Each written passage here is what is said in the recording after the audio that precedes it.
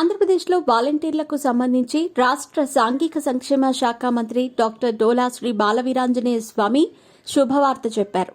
గతంలో అధికారంలో ఉన్న జగన్ ప్రభుత్వం ఆగస్టు 2023 నుంచి 2024 ఆగస్టు వరకు వాలంటీర్లకు రెన్యువల్ చేయలేదన్నారు.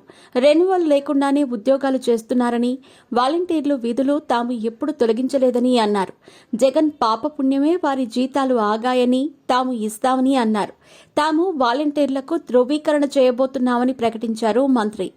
రాష్ట్రంలో వాలంటీర్ వ్యవస్థను తొలగిస్తామంటూ వస్తున్న ప్రచారాన్ని మంత్రి స్వామి ఖండించారు.